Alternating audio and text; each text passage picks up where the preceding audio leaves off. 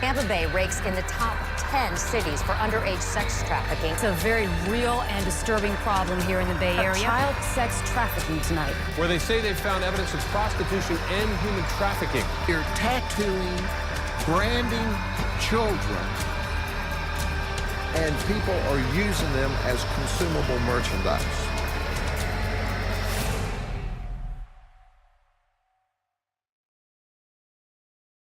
We throw around this term sex trafficking, which implies that sex is being trafficked as opposed to humans are trafficked within the sex industry. And I think it's important to focus on the language.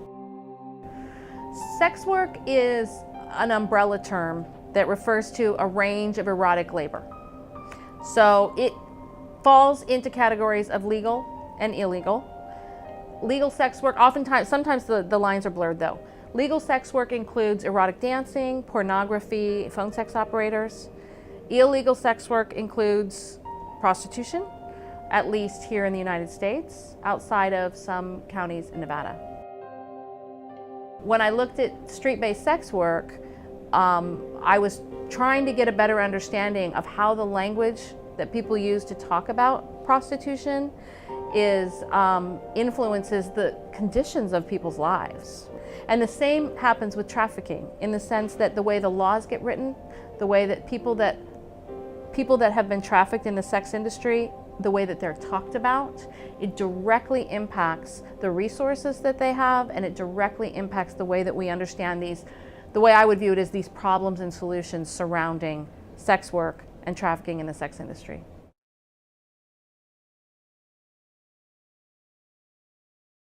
So I think most people have no idea the prevalence of human sex trafficking that exists now, or they think it's only something that happens in other countries.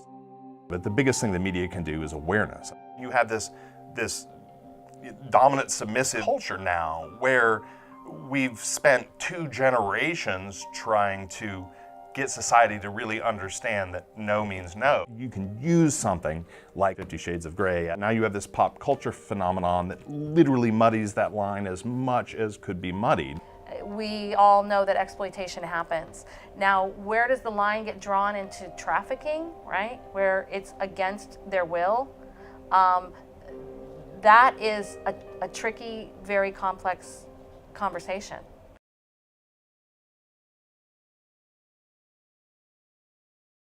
So I am the Director of Survivor Programming and Leadership for Sail of Freedom. And so what that means is I actually do all the programming for Sail when it has to do with our survivors, because we run a residential home and a prevention program and jail outreach and street outreach. And so I always give that survivor eye and that survivor perspective to pretty much anything that Sail of Freedom does. And I have the honor and privilege of doing that because I am a survivor. I'm able to be here to share my experience of what it was like to be a survivor of over 14 years of incest, 4 years of sex trafficking by a serial sex offender dad that had about 300 victims, and he also happened to be my pimp. And the reason I can sit in front of you is because there are great programs that are out. When this happened to me over 40 years ago, there was nothing, okay? There was no programs. But over the course of the last 10 years, we have now been able to have programs for women, for kids, a lot of therapeutic programs. We have come forward with PTSD, that survivors do have PTSD. And so being kind of in the movement, of all of this has provided me the services that I personally needed, do what I do as a spokesperson for survivors of incest and sexual violence and sex trafficking and domestic violence. Trafficking can happen anywhere. So let me just first say that. It's happening behind closed doors. It's happening places that you drive by every single day and you'll go, oh, that's a nail salon. There's no way anything could be happening in that. Oh, that's a tanning salon. Oh, there's no way there's anything happening in that. Oh, that's a place I can go have a massage. Clearly, I just saw really nice people walking in there. There's no way anything could be happening there. There's a Chinese buffet restaurant. It's like my favorite place. Really? Labor trafficking and sex trafficking could be happening there? It is happening everywhere around us. It's happening in your neighborhoods. The house right next door to you, you're like, there's no way I live in like a really nice neighborhood. Trust me, it's happening behind closed doors. And so those are the things we have to pay attention to things. We have to watch. I'll use a massage parlor for an example. Who's really getting a massage at 3 and 4 o'clock in the morning, right? I don't care if you are a person that you work all day long and you get off at midnight and you go, I'm gonna go have a massage. There's like some other time during your day you could go do that. When you go like to certain restaurants, you know, or nail salons, start checking it out and paying attention. You know, can anyone speak English to me? You know, when you go to the bathroom, is there a wall? And you can clearly see that there's something closed off behind there, and it's not because that's where they're keeping supplies. Will they not make eye contact with you? Like we're making eye contact? Eye contact is huge when someone, I mean, there are some cultures they don't, you know, but most cultures, especially when you come to the United States, you learn that eye contact, you know, is very important to make. But it is, just drive down the street, it's everywhere, because this is what we think, okay? We think that the only way trafficking or prostitution is happening is that there is the girl and boy, you know, on the street corner just like, hello, here I am. No, that's like so few and far between. Well, the biggest misconception is that it only happens to foreigners, that there is no way it is happening to our American girls and boys, men and women. That you have to literally come from another country, so you have to be brought in from another country to the United States, and that you are kidnapped, which is such a small percent, you know, but that's what we hear a lot about, and that you are then moved always from state to state, and that's just not true. But everyone thinks that you have to be moved, but the big misconception is that it's all foreigners, and there's no one that's domestic, and there definitely are not any little white girls that it's happening to.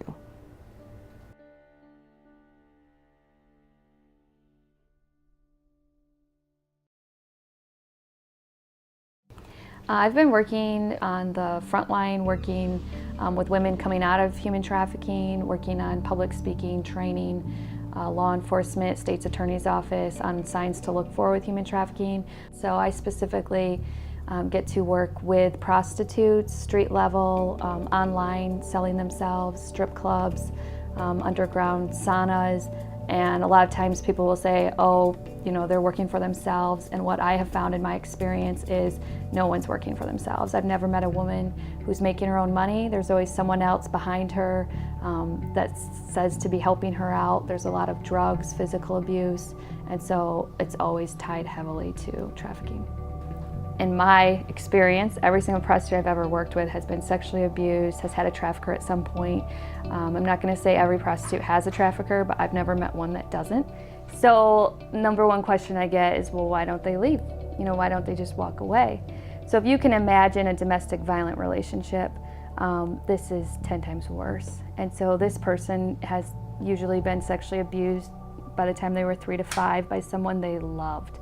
And so their self-worth is just not there at all. And a lot of times when pimps, traffickers come in, they come in romantic. They come in as a lover. They come in and these girls fall in love, or these girls feel love they've never felt.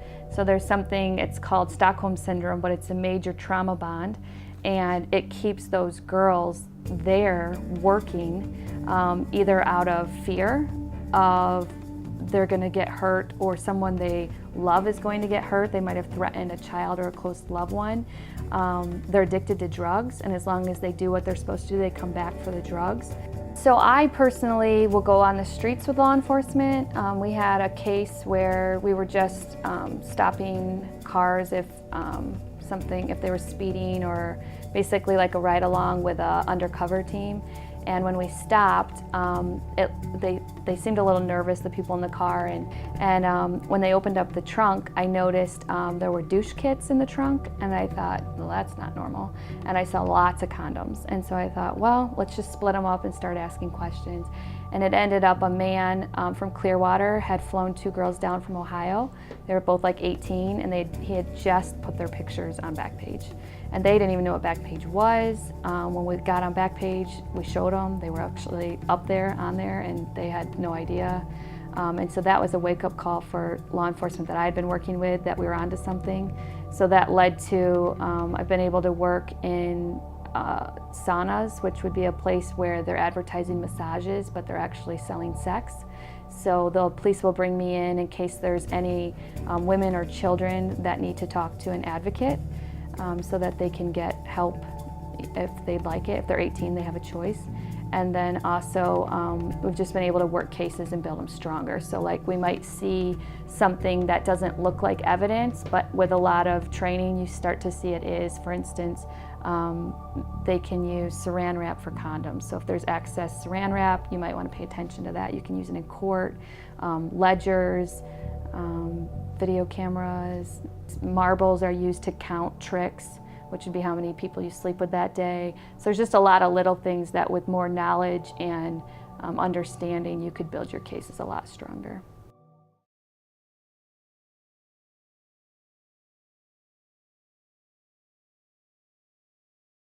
I supervise a violent crime squad, which was also in charge of looking at the child prostitution in the Tampa area.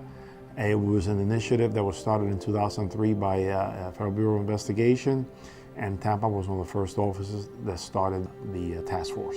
We worked closely with Hillsborough County and the Tampa Police Department initially. As the task force grew, it grew into Orange County, and we were absorbed other local agencies. When you have a large number of individuals, especially male-oriented individuals, you know, like I mentioned, some events, Super Bowl, Daytona, there's just numbers. So it attracts the child prostitution and prostitution per se. Come follow that.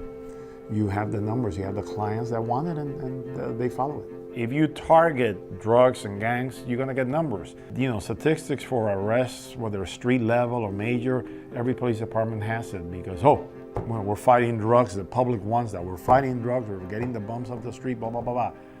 Who wants to say we got a child prostitution problem? You know, not a lot. So that's why you're not gonna get a lot of those numbers. Again, it's something that nobody's proud to have in their backyard. It's something that nobody wants to raise their hand and says, hey, we're number one in this. Again, most of them, they come from bad homes. They're like what we call throwaway kids. And the few percentage that we saw that just did it for the money, that's a small percentage. I don't think you'll see something like this go down until other actions are taking place. You know, again, you have minors. Aside from the criminal aspect, you have homes that are broken. You have psychological issues. You have financial issues. You have some of these girls that are, live alone, or boys that live alone. So that's part of the problem. It's very difficult to get them back into society. A lot of them run away again and go back to do what they're doing. The volume of child out there doing this, you couldn't keep up. You really couldn't keep up.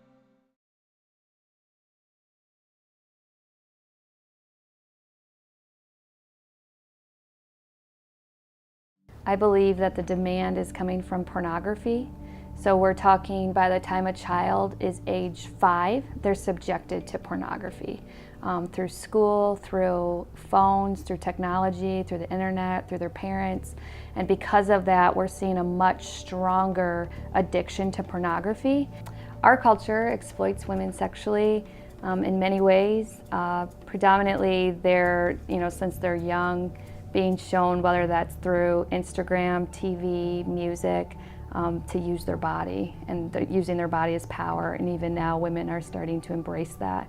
And so you see from very small age now with selfies and everything else that little girls are starting to really embrace that and show themselves half naked or naked to the world. We've got like a boys will be boys mentality in our world. And so the more people I talk to, the more parents I talk to, I'm like, whoa, if we do not educate our children and our teenagers and start monitoring their devices, their iPhones, their internet, we're gonna have a big problem on our hand by the time they're adults. We have more strip clubs per capita than we have McDonald's in Tampa. That's pretty sad, isn't it? Yeah. And so just imagine, so if the adult entertainment world is such that it's okay for you to go in, you can watch someone, right? Sometimes you can feel them and touch them while they're performing, but most of the time that's an object in front of you that's performing, more than likely you are going to a strip club, or adult entertainment because of what you've watched on the internet. So more than likely you've been watching pornography on the internet, you want some of that, so you're going to go somewhere to get it. Since a lot of people don't know where else to go, they're going to go to a strip club because they think, strip club, prostitution, why not? So the culture of society today is that we are objects. We are not human beings, that we are now objects. And we have become objects through things like pornography, through the internet, through social media, through advertising. And so if you are an object, objects have no feelings, right? You can't hurt an object. You can't destruct an object. I don't want to sit here and say that every person that's in a strip club, whether it's a customer or it's a dancer, or a waitress or a hostess, is involved in exploitation or involved in sex trafficking, but there's a high percentage. Polaris is the government place where you report any trafficking. I guess that's the government hotline. According to Polaris, Florida had hundreds of calls to its center in 2014 to report suspected incidents of human trafficking. The top 3 industries: hotel, motel, 2 online ads, of course prostitution, trafficking through the ads, restaurants. The adult entertainment industry didn't even make the top 10. So we're not responsible. These other things are responsible. In every aspect of everything in this country or in the world, there is an aspect of human trafficking. I don't care what it is. It could be a convenience store, it can be a hotel, it can be horticulture. It's not done by the owners, but the owners know it's happening and it's okay with them. And they have these shacks, they put some prostitutes in there, they traffic some people, and they line up the workers. That's what they do. They go in, they have sex, and and that's what this says. That's where the problems are, in those type of things, not in adult businesses. I'm a member of ACE, which is a membership of adult club executives. They have now had these sessions that we go to, the Homeland Security and the FBI, about human trafficking and sexual trafficking. We go. They're teaching us how to recognize human trafficking, but it's all common sense. And if you have a modicum of common sense and you care, all these things are just obvious. And we haven't had a human trafficking complaint at the Mons Venus. I spoke to the city council and said, here's how you do it. There are clubs out there that are causing problems. They have drugs in them. Here's how you do it. You send an undercover people in there. You make some contacts with drugs and stuff. You do it 3 different times or 4 different times. Then you charge them with RICO. You do it undercover. You charge them with RICO. You can take their property, but what you're doing is you're getting the offending person and not punishing people that aren't doing it. Otherwise, it's not fair at all to punish us for something other people are doing. It's not our industry, and those people aren't part of our organization. And if I knew about them, I would point them out because they're giving me a bad name. And we are not going to let one underage trafficked girl shut our business down. I have nothing to do with it, and I want them out of business.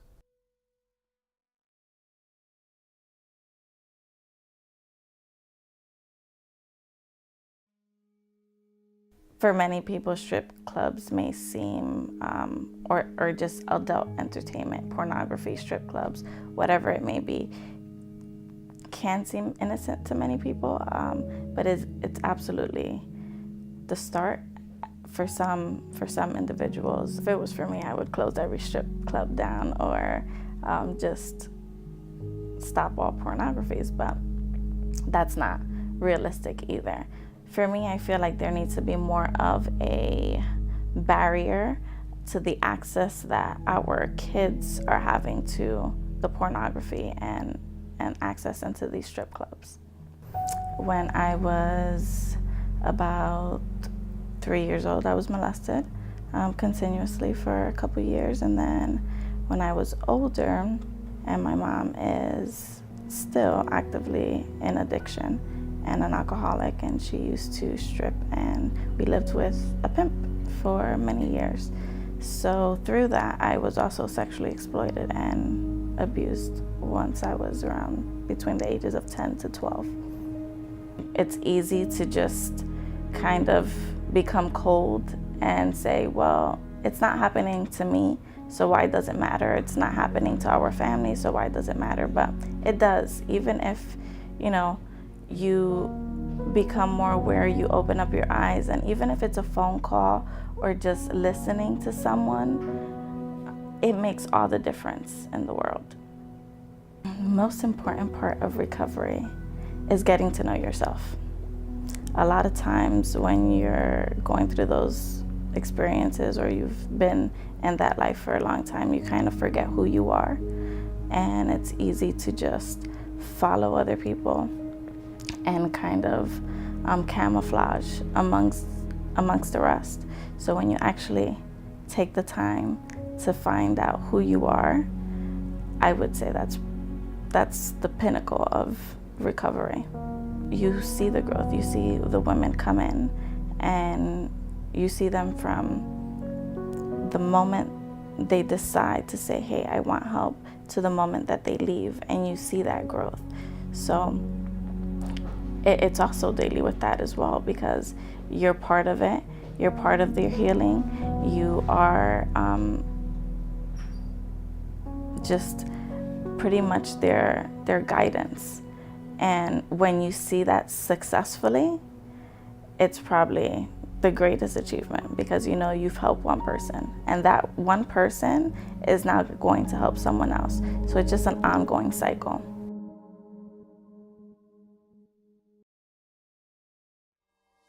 I've been in financial services for over 15 years or so. Currently working in the AML space, the anti-money laundering space, canvassing transactions for anomalous behavior. So for example, if you have 5 or let's say 10 people with the same address, and they're all with different last names, and there is no real clear connection with each other. You can obviously tell a connection with a last name, or if you feel that there's a husband and wife, or husband and daughter, or things like that, that's connected. But when you have people with different names, different last names, same address, and you see 10 different people with the same address or phone number, that's something that is not normal. But when we see multiple, maybe 10s, 20 transactions a month from people unrelated to a particular account holder, that's something that's a red flag. That's something that we want to look at. I specifically deal with research and discovery and anti-money laundering programs. So we look for ways to find the activity and to make it as effective as possible to find it. Florida kind of has a mix of the perfect storm. We have the tourism, we have the business, we have the great weather, so things actually do function all year long. And those are all things that really attract the traffickers to bring their victims here, because they have so many different ways they can get revenue. As far as the dollar amount, a lot of it goes unreported, but it's a very lucrative business, and that's the reason why this activity, continues. So one of the things that we have to do is we have to hit them in their pockets, and that's where we come in to kind of look at this activity, canvassing their transactional activity to identify it.